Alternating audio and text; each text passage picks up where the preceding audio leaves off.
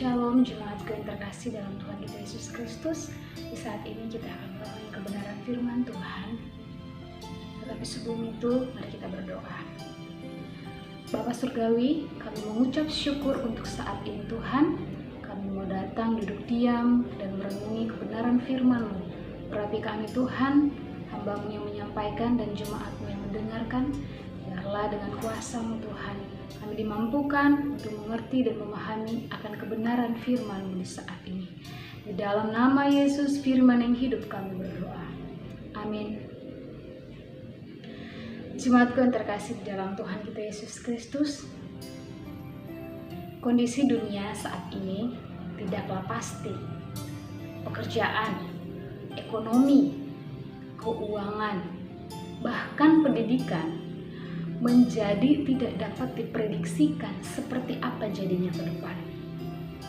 Nilai-nilai berharga dari kehidupan diserang oleh masalah-masalah, musibah-musibah yang terjadi saat ini, sehingga membuat orang menjadi khawatir, menjadi takut, putus asa, bahkan bimbang tentang arah hidupnya. Jemaat Tuhan yang terkasih, hal yang mendorong untuk memaksakan diri, hal itu mendorong untuk memaksakan diri dengan berbagai cara mendapatkan apa yang ingin dicapai. Saudaraku yang terkasih dalam Tuhan kita Yesus Kristus, jemaat Tuhan, kondisi kehidupan saat ini memaksakan setiap orang untuk melakukan segala sesuatu demi mencapai apa yang diinginkan. Pekerjaan sulit, keuangan sulit, ekonomi sulit. Hal tersebut membuat orang menjadi terpacu untuk melakukan apa saja. Saudaraku yang terkasih, jemaat Tuhan dimanapun kalian berada, dimanapun jemaat berada, Tuhan ingin kita mengganti rasa kekhawatiran kita. Tuhan ingin kita mengganti rasa ketakutan kita itu dengan iman. Iman kepada Tuhan. Iman kepada Tuhan kita yang penuh kuasa. Saudara, jemaatku yang terkasih, mari kita membaca Alkitab dari Efesus 6 ayat yang ke-10 yang berakhir pada ayat yang ke-18. Demikian bunyi firman Tuhan.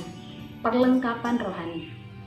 Akhirnya, hendaklah kamu kuat di dalam Tuhan, di dalam kekuatan kuasa-Nya. Kenakanlah seluruh perlengkapan senjata Allah, supaya kamu dapat bertahan melawan tipu muslihat iblis. Karena perjuangan kita bukanlah melawan darah dan daging, tetapi melawan pemerintah-pemerintah, melawan penguasa-penguasa, melawan penghulu-penghulu dunia yang gelap ini, melawan roh-roh jahat di udara. Sebab itu, ambillah seluruh perlengkapan senjata Allah, supaya kamu dapat mengadakan perlawanan pada hari yang jahat itu dan tetap berdiri. Sesudah kamu menyelesaikan segala sesuatu, jadi berdirilah tegap, berikat pinggangkan kebenaran, dan berbaju sirahkan keadilan. Kakimu berkasutkan kerelaan untuk memberitakan Injil damai sejahtera. Dalam segala keadaan pergunakanlah perisai iman, sebab dengan perisai itu kamu akan dapat memadamkan semua panah api dari si jahat. Dan terimalah ketopong keselamatan dan pedang roh, yaitu firman Allah, dalam segala doa dan permohonan. Berdoalah setiap waktu di dalam roh dan berjaga-jagalah di dalam doamu itu dengan permohonan yang tak putus-putusnya untuk segala orang kudus.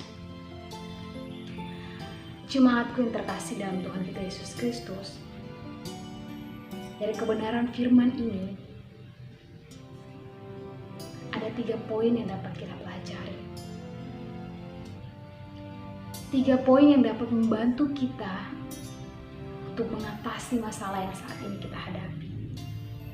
3 poin yang membuat saya dan saudara, membuat kita semua mengubah ketakutan itu menjadi iman. Poin yang pertama, semangat juang orang Kristen. Ayat yang ke-12, di situ ada kata bertahan, saudara. Dalam bahasa Yunani, kata bertahan ini histemi. Kata histemi ini dalam bahasa Yunani membentuk jenis kata aorist aktif modus infinitive. Kata bertahan ini sendiri dalam bahasa Yunani mempunyai arti berdiri, bertahan, dapat bertahan. Artinya bahwa ini merupakan kata penting, kata penekanan, saudara. Kata penekanan yang subjeknya bertindak langsung. Siapa subjeknya? Orang percaya. Hal ini ditunjukkan kepada orang-orang percaya. Kata ini juga menunjukkan bukan waktu itu, tetapi untuk waktu yang masa depan, masa yang akan datang. Artinya, saudara, bahwa dari kebenaran firman Tuhan ini, Tuhan tahu orang-orang percaya ke depannya akan mengalami banyak goncangan. Tuhan tahu ke depannya akan ada iman yang goyah. Jadi kebenaran firman Tuhan ini menjadi penguatan untuk kita, saudara. Untuk saudara, untuk saya. Dalam ayat yang ke-13, di situ menariknya ada kata darah dan daging. Dari bahasa Yunani, haima dan sar. Haima yaitu darah dan sar yaitu badan. Badan di sini berarti fisik. Jadi yang dimaksud dari kebenaran firman Tuhan adalah bukan melawan manusia bumi, bukan melawan jasmani, bukan melawan seseorang, tetapi melawan kekuatan roh yang tidak kelihatan, kuasa-kuasa kejahatan. Saudara, kita bayangkan melawan sesama kita, melawan jasmani, manusia sesama kita aja kita tidak mampu. Kadang kita tidak mampu. Bagaimana kita bisa melawan roh yang tidak kelihatan, yang tentunya punya kuasa yang besar juga, saudara. Jangan salah, kekuatan yang tidak kelihatan itu, roh jahat itu juga besar. Tapi tentunya tidak sebesar kuasa dan juga Tuhan kita. Hal itu kita dapat pelajari secara bersama-sama. Musuh besar yang akan dihadapi orang percaya adalah kuasa-kuasa roh jahat, kuasa-kuasa kegelapan. Kuasa ini merangkul setiap kita anak-anak Tuhan untuk keluar dari jalannya Tuhan. Apalagi dalam situasi seperti ini, akan banyak anak-anak Tuhan yang terjatuh. Akan banyak anak-anak Tuhan yang tidak mampu melewati tantangan-tantangan hidup saat ini.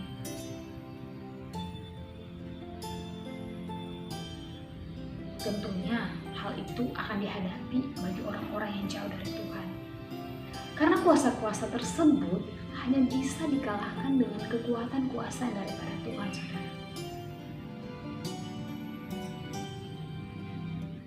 Kekuatan tersebut tidak bisa kita lawan dengan kekuatan kita, jasmani kita sebagai seorang manusia. Ingat, saudara, kita adalah orang berdosa. Kita adalah orang berdosa.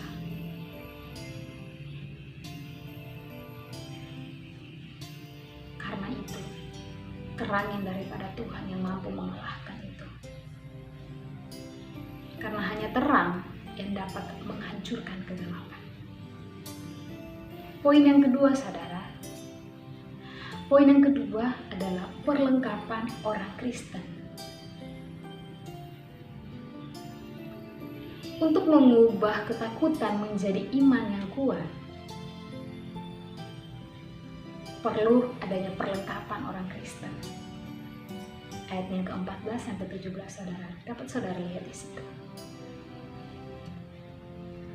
Orang-orang percaya harus memiliki perlengkapan khusus yang disediakan untuk melawan si iblis. melawan godaan-godaan dunia ini dari kebenaran firman Tuhan. Perlengkapan-perlengkapan seperti apa yang dapat kita pegang, yang dapat saudara, dapat jemaat Tuhan pegang?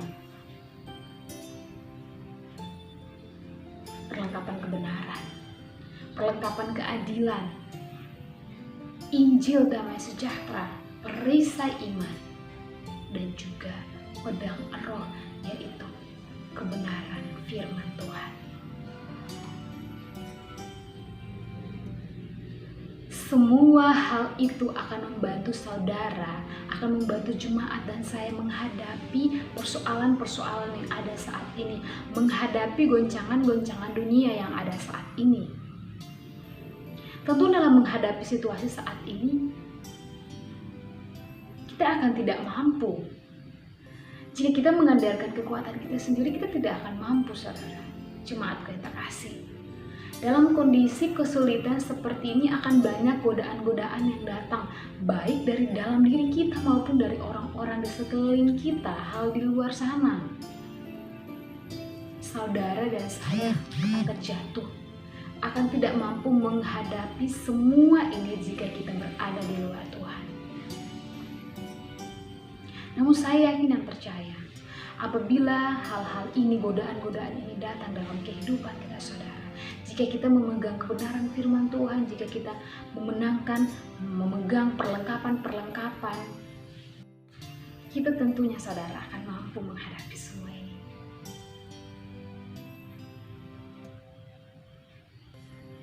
Karena saya yakin, saudara, godaan apapun, walaupun si iblis, dia kuat, dia mempunyai kuasa yang kuat juga, tetapi Tuhan kita luar biasa. Jika kita memegang perlengkapan-perlengkapan yang Tuhan berikan untuk kita, kita akan mampu melawan semua itu. Poin yang ketiga, saudara, kehidupan doa orang Kristen. Mengubah ketakutan menjadi iman. Perlu poin yang ketiga, kehidupan doa orang Kristen. Pada ayat yang ke-18, di situ ada kata berdoalah. Dalam bahasa Yunani, berdoalah ini mempunyai berasal dari kata proseuchomai, berdoa, berdoalah. Ini merupakan sesuatu yang sedang dilakukan pada masa sekarang, kala kini, setiap waktu, saudara, dimanapun saudara berada. Penekanan ini merupakan kalimat perintah, berdoalah. Artinya di sini bahwa kekuatan doa itu sangatlah penting, sangatlah besar, sehingga diperlukan ketekunan, diperlukan komitmen yang kuat, kesungguhan hati yang teguh. Kenapa, saudara? Dengan doa banyak orang disembuhkan. Dengan doa kekuatan kegelapan dihancurkan. Dalam Yakobus 15 ayat 17, di situ menceritakan tentang Nabi Elia. Elia adalah manusia biasa sama seperti kita, sama seperti jemaat dan saya. Tetapi ketika dia berdoa, dia bersungguh-sungguh berdoa kepada Tuhan, dia meminta agar supaya hujan tidak turun. Dalam keyakinan doanya dengan sungguh-sungguh, hal itu pun terjadi. Hujan tidak turun 3 tahun 6 bulan. Artinya bahwa doa adalah nafas hidup orang percaya. Doa berkuasa. Doa mengubah segala sesuatu. Kita jangan berpikir bahwa doa ini adalah hal-hal yang biasa, saudara. Karena jika kita mengimani dengan doa kita ini kita mengimani doa kita ini dengan penuh dan kesungguhan hati kita kepada Tuhan, kita akan merasakan kekuatan daripada doa ini, saudara. Jemaatku yang terkasih dalam nama Yesus Kristus, Banyak tantangan yang dihadapi orang Kristen pada masa ini, yang membuat iman orang Kristen menjadi teruji. Ada banyak yang mampu dan ada banyak yang tidak mampu.